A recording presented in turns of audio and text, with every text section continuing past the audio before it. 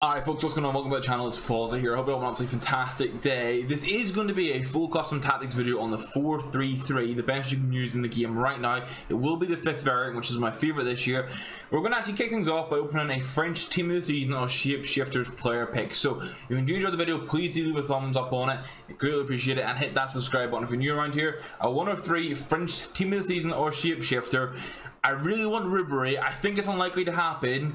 And we literally just get straight up Team of the Season. I'm going to take Ndicka because I don't want to deal with a untradeable Team of the Season. But now we can dive into the custom tactics. Just a heads up already, this is the team I used with it completely. It should be the team you see in the gameplay, fingers crossed. And there is going to be a full video uploaded tomorrow of my Italy Euro 2020 Foot Champions Challenge. We used the exact team that played against Belgium in the quarterfinals, mainly because we wanted to get Spinazzola involved, and I had to use them the whole way through Foot Champs. I could only use the Italian subs as well. It was pretty damn fun. It should be a good video, and man, check it out. It'll be linked down below. It goes live tomorrow. It's heads up. It won't be there when this video goes live, but it will be coming out tomorrow, and it is there. The link will be down below. Looking at the custom tactics, it's the 4-3-3 5th variant, as I've already said, which is my favorite this year. We're going to play in a balanced defensive style with 47 width and 59 depth.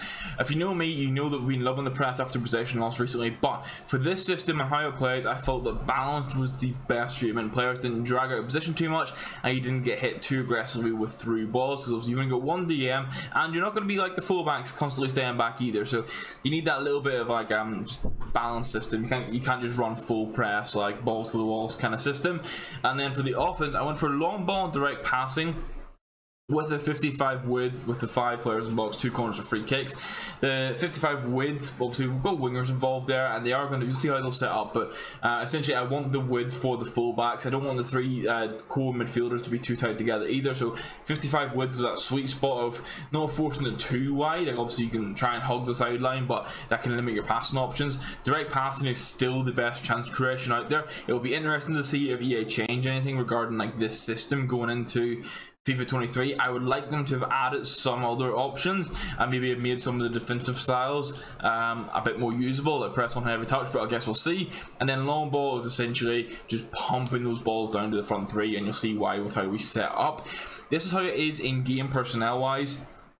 I've essentially gone for 3 actual midfielders here, using Barella as the most attacking, but he's a 5-star crack stat, so you can get away with it. The alternative here would be use a Cam, who's got decent physicals and okayish defending stats, and use them there. Front 3 self-explanatory. You've got the striker, the 2 wingers. Obviously I had to use the Italy team for this, but it works pretty well. It's pretty much bang on personnel wise. You want 1 actual like medium high defensive midfielder, right? He's perfect for this. And then the back line is self-explanatory. You want 2 full-backs. Obviously Spinazzola is a left back, so moving his shapeshifter there isn't too much of a surprise. And Bonucci was the massive weak point in this team, as you can tell by looking at the ratings alone. Well, if we go on to the instructions, the goalkeeper was fully default, as were the centre backs. We don't ever change anything there too often.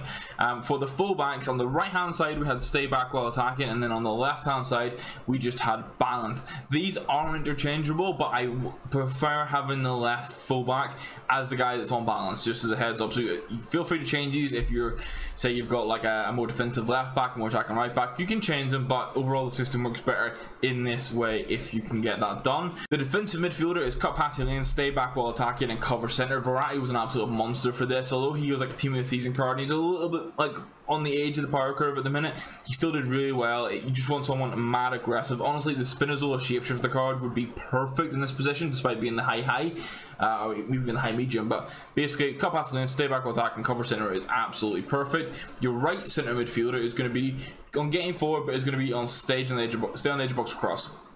So this is your less attacking centre midfielder, and then your more attacking centre midfielder is just get forward and get into the box or cross.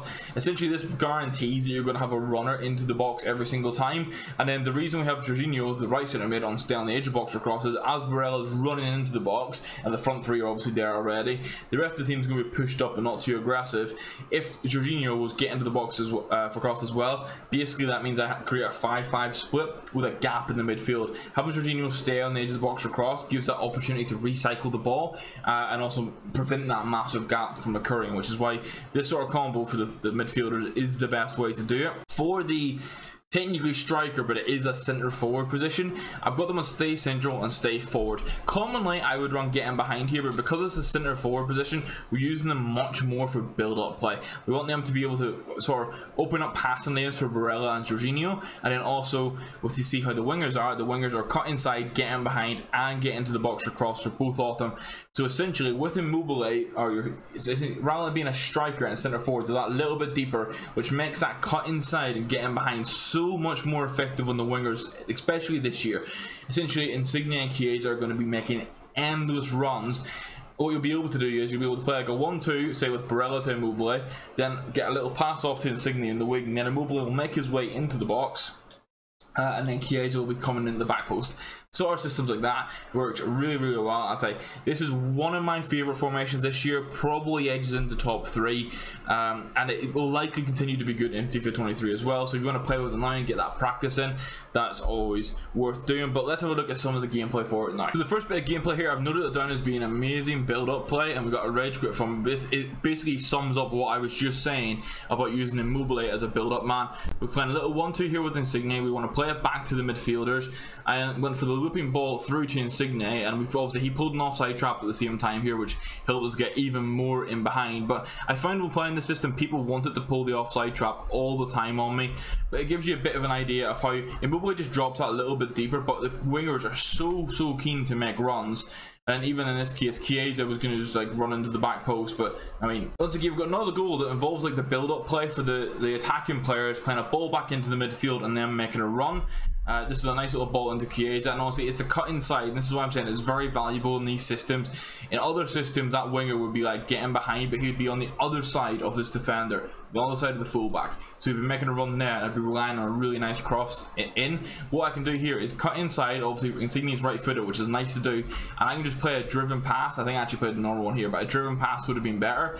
Gets into the space. Obviously, then I had the option to either try and play a pass to Immobile or take the shot on. So we're going to play for a little bit here just to show you how the sort of the defensive line is. You can see that 4 line there, and Bonucci stepped up for it. It was a poor pass though, and we've given it away. And this is when the game was a little bit hectic, but Chiellini stepped up here in the position, and you can see straight, this was just calling for a through ball. This is my front 3. So although Immobile was on balance and not on getting behind, because he's unbalanced, when naturally ready, the AI will predict these situations and get into the position. So I could have played a through ball to him or Insigne here. Obviously I could have just played a pass and taken longer, but pumping that long through ball across got me through on goal with the goalkeeper, and then obviously I had the option to either cut it across or go for goal, and then I cut across. But it's the best I can really do to show the defensive shape here, because we do have too much gameplay on that side of things, guys.